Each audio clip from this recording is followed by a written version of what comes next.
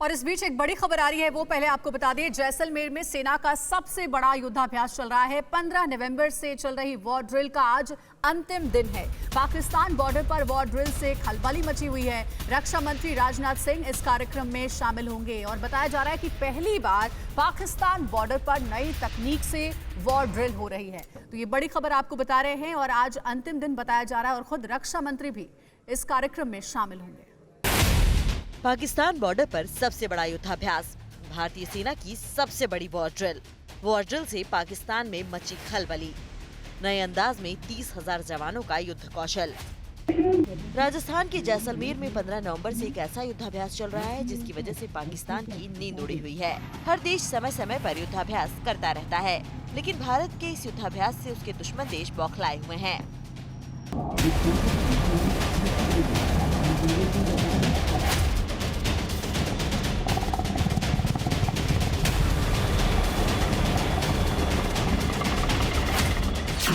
पाकिस्तान जैसा देश किसी के साथ सीधा युद्ध करने की सोच भी नहीं सकता।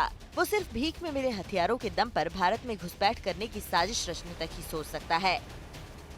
ऐसे में अगर उसके बॉर्डर पर इंडियन आर्मी का सबसे बड़ा युद्धाभ्यास होगा तो उसका घबराना लाजमी है।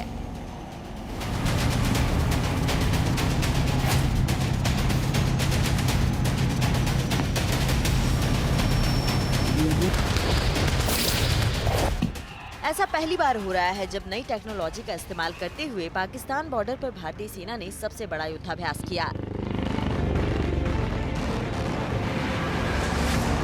ऐसे में इस युद्धाभ्यास से पाकिस्तान में खलबली मचना लाजमी है। इस युद्धाभ्यास को दक्षिण शक्ति नाम दिया गया है। पिछले कुछ महीनों से बॉर्डर पर पाकिस्तान की नापाक हरकतें जिस तरह से बढ़ी हैं, उसे देखते हुए पाकिस्तान को भी उसकी औकात बताना बेहद जरूरी है। शायद यही वजह रही होगी कि इंडियन आर्मी ने अपने अब तक के सबसे बड़े युद्धाभ्यास को भारत पाकिस्तान बॉर्डर पर अंजाम देने का फैसला किया होगा।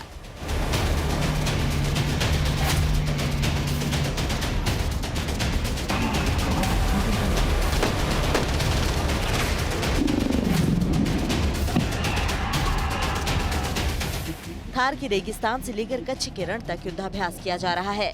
करीब 500 किलोमीटर के दायरे में हुए दक्षिण शक्ति युद्धाभ्यास में थल सेना, नेवी और वायुसेना ने अपनी पूरी ताकत झोंक दी है। सभी मोर्चों पर दुश्मनों पर हमले करने और बचाव के तौर तरीकों पर अभ्यास करते हुए जमकर पसीना बहाया गया। दक्षिण शक्ति युद्धाभ्यास के जरिए भारतीय सेना ने रेगिस्तान में अपनी ताकत को परखा।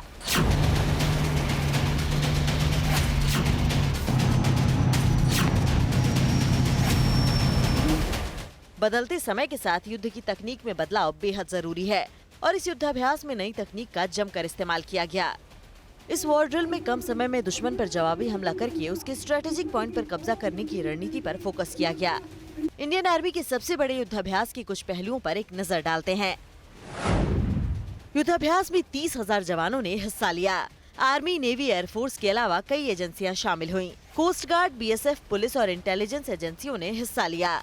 भविष्य को देखते हुए जवानों को हाईटेक ट्रेनिंग दी गई। देश में विकसित हथियारों का ज्यादा इस्तेमाल किया गया। देश में बने हल्के लड़ाकू हेलीकॉप्टर और ड्रोन का जमकर उपयोग हुआ।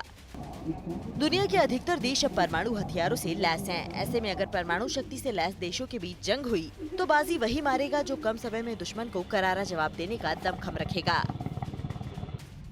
माना जा रहा है कि भविष्य के युद्ध परमाणु शक्ति से लैस देशों के बीच कम समय में और सीमित स्थान पर लड़े जा सकते हैं। इसी को देखते हुए अब इंटीग्रेटेड बैटल ग्रुप यानी आईबीजी बनाए जाने लगे हैं। आईबीजी को मिशन, खतरे और इलाके के हिसाब से गठित किया जाएगा। आईबीजी का आकार किसी भी सैन्य ब्रिगेड से बड़ा और किसी डिवीजन से थोड़ा कम होगा। इसमें मेजर जनरल रैंक के एक अधिकारी के हाथों में कमान दी जाएगी। सेना, थल सेना, वायुसेना के माहिर जवान इसमें शामिल होंगे। टैंक, तोप, इंजीनियर्स, लॉजिस्टिक्स सपोर्ट यूनिट इसमें शामिल होगी। अब तक ये सब अलग अलग यूनिट के तौर पर तैनात रहते थे और जंग के वक्त ही एक साथ आते रहे हैं, लेकिन अब सबको मिलाकर एक छोटा अटैकिंग ग्रुप बनाया जा रहा है। फिलहाल आईबीजी का ट्रायल भी चल रहा है। इस युद्धाभ्यास में air space, cyber, electronic and information technology के तालमेल को भी आजमाया गया। जैसलमेर में चल रहे युद्धाभ्यास के समापन का कार्यक्रम भी बेहद खास रहने वाला है। इस दौरान करीब 400 पैरा ट्रूपर्स एक साथ पैरा जंप करेंगे। 15 से 26 नवंबर तक चले सेना के सबसे बड़े युद्धाभ्यास में नई टेक्नोलॉजी और सभी एजेंसियों के बीच तालमेल में जिस तरह का फोकस रहा, उसका फायदा भविष्य में भारत को जरूर मिलेगा।